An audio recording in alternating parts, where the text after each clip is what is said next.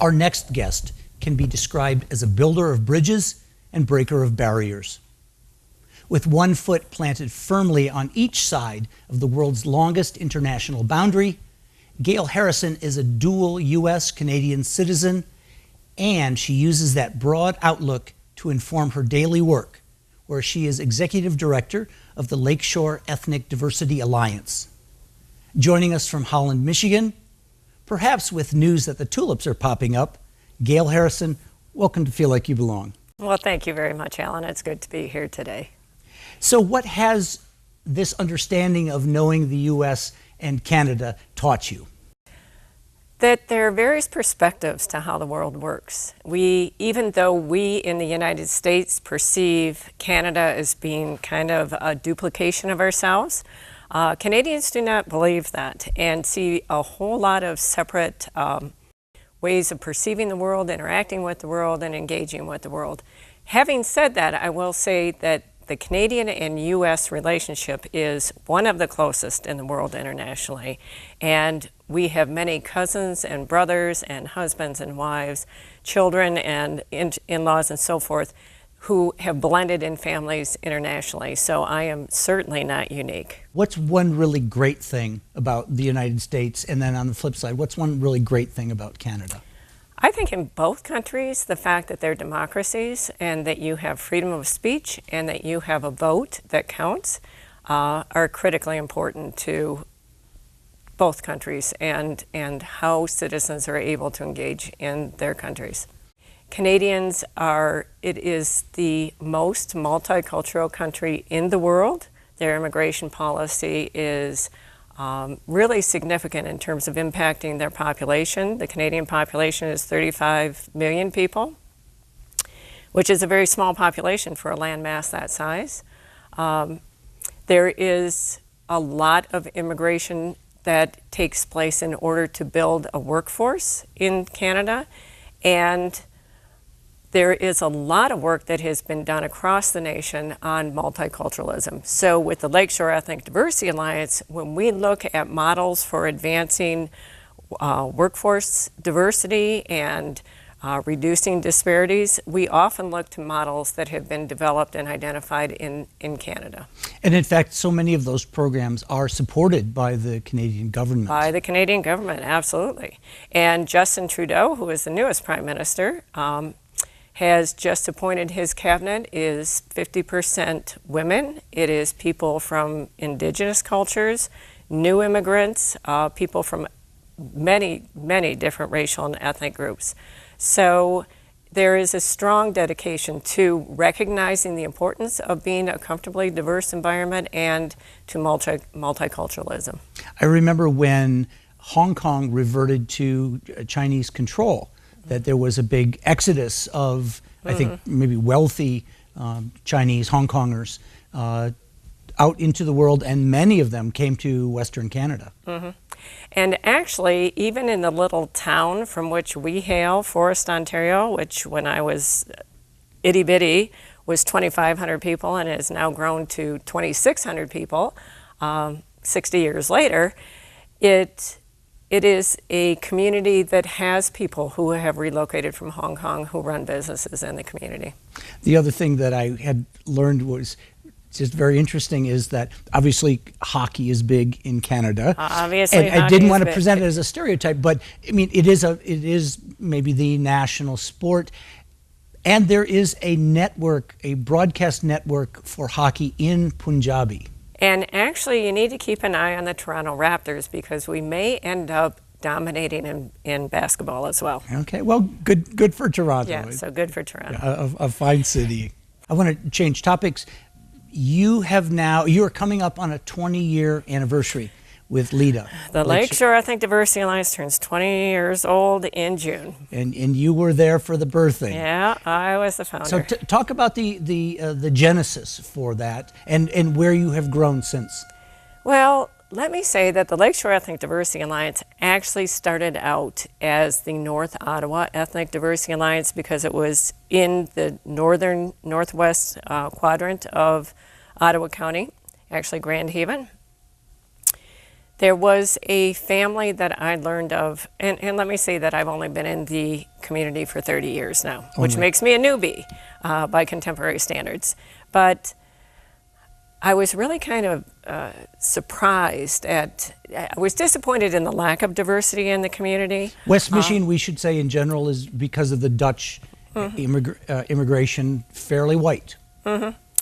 Even though we have a long history in Ottawa County and some of the surrounding counties, Ottawa County has the largest number of migrant farm workers and family members that come to the county each year in the agricultural industry. And those folks are primarily, overwhelmingly, actually Latino. And that has been going on for a lot of years. And so you're seeing some settling in, and now you're looking at second, third generation Latinos who have a history of having come from the migrant stream. Sure, but what happened to get LEDA started? So there is some diversity, I just wanted to say that, and there is some history of that. But anyway, I had found out that there was an African-American family that had moved out of the community because they never felt welcomed into the life of the community. And I said, this is 1996, and those of us that support diversity need to be more visible. And none of the faith communities were doing anything. It was like, well, let's talk about diversity. Is it elderly people? Is it gender? And I said, it's all those things. But the biggest impediment and the most negative impacts are for people who are so visibly considered different. Other. And the othering, right. And so I went to the first Institute for Racial Healing that was offered on the Lakeshore by D&W and the Catholic Diocese, and it was offered in Muskegon Heights. And one of the goals of the institutes was always that you do something. And I was looking to do something, and I just felt like I was getting connected. And I thought I just wanted to join an organization that was doing this work. And since I didn't find an organization that was doing this work, I said, well, then we'll start one. So I invited 18 people of color and white folks, people who were in interracial marriages with biracial kids, people who really understood the issues so that we could address what were the barriers and what were the best strategies for removing those barriers without intellectualizing it all to death. Like, let's find people that really understood the issues. People who are living with the reality. So. And some of those were white folks that just had that experience of being in community with people of color. I mean, we're so polarized, it really has, it negatively impacts our ability to be multicultural, really. And so 3 days before that first meeting was scheduled, 18 people were scheduled to come to that meeting. The United Way had, under Randy Possinger, had said we will open our board meeting room on a Saturday morning so that you can meet. And 3 days before that meeting, a cross was burned on the only African-American pastor's lawn in the community with the words, "Die, nigger, die" on it. I don't know if I can say that word on television, but that is exactly what it said. And it was burning. And a brick was thrown through the family's window in the foyer, and their 10-year-old little daughter came running out to the sound of that crash to see this huge cross burning on her front lawn. And, Alan, to this day, I wonder how that is shaped, that it has impacts. That child's life.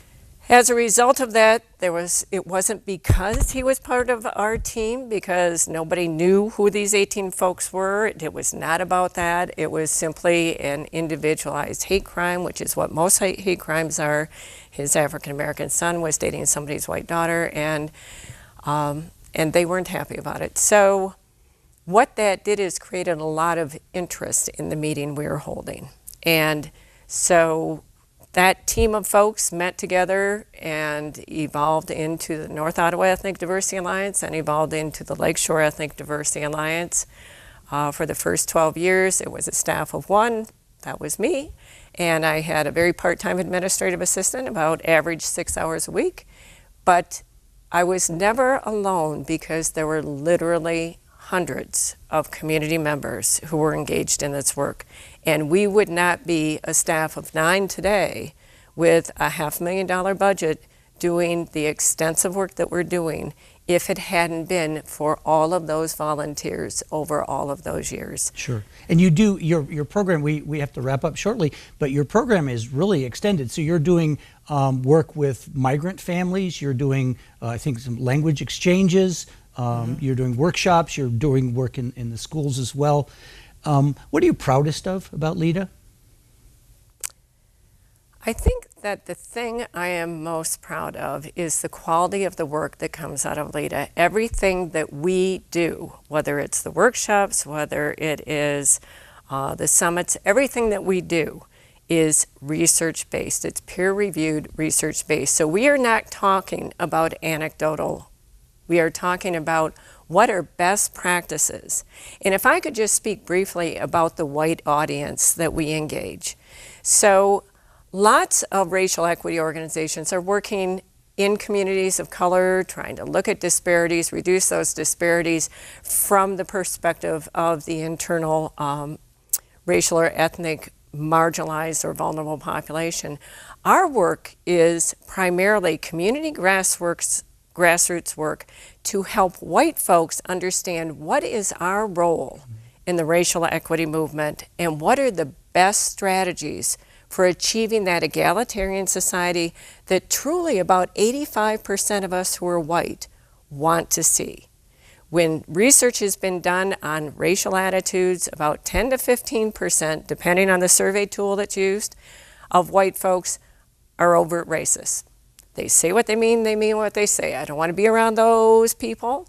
About 10% of us have enough experience in intercultural and interracial and interethnic relationships. We have read enough, we understand our history and the context from which we come, that when we say we're a low bias white, because there's no such thing as anybody being bias free, but when we say we're a low bias white, it is true, we're a low bias white. But that middle 75 to 80% of us who wants to believe and deny that we have any negative racial attitudes, but we continue to unintentionally be influenced by our society, by our history, by our polarization in ways that are acted out in our behaviors, that create negative racial attitudes that we exhibit in our behaviors, like who we hire and who we fire and who we live next door to and who our children date and who gets suspended from schools, et cetera, et cetera, et cetera.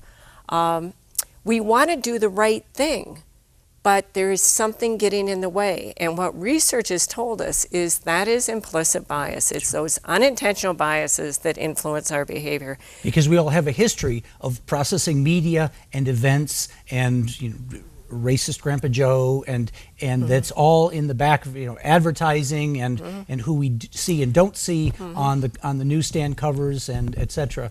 And not only that, Ellen, but if I see a white man on the front page of the newspaper has committed a crime, I don't think all white men commit crimes, because I have a brother, I have a husband, I have a nephew, I have sons, etc. Your experience can tell you other examples. That tells me that this is not representative of all white men.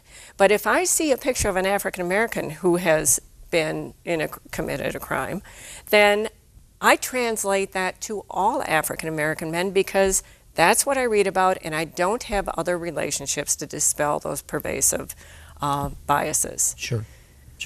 We're going to have to wrap up, but for people who want to contact you, how do they do that? They can contact us at the best thing that people could do if they want to learn a little bit more about our extensive programming and what we can provide to community is to go to our website, which is www.ethnicdiversity.org, or people can call our office at 616-846-9074. We'll share that on the screen. What kinds of help are you looking for from community volunteers? What would be really useful?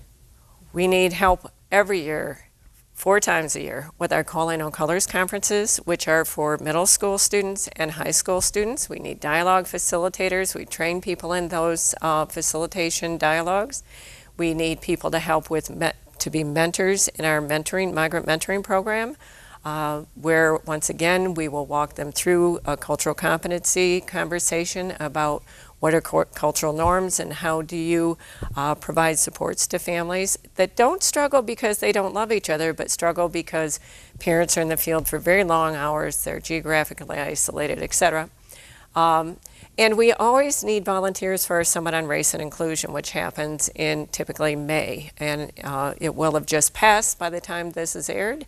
But we typically have about 800 people that come to that from not only across the region, but across the state. With national speakers. With all national speakers, Yeah, yes. awesome. So we've had John Powell and Rachel Godsell and Manuel Pastor and all kinds of great folks that help inform us. You're doing really great work, and I wish you continued success this coming summer. Happy 20th anniversary. Thank you. And keep doing good things, because you're a really positive influence in the community. Thank you so much. You bet. I was actually in France looking for a position, because when I came to the United States, I was on an F1 visa from France, and my intent was to study a few years in the United States and then go back to France.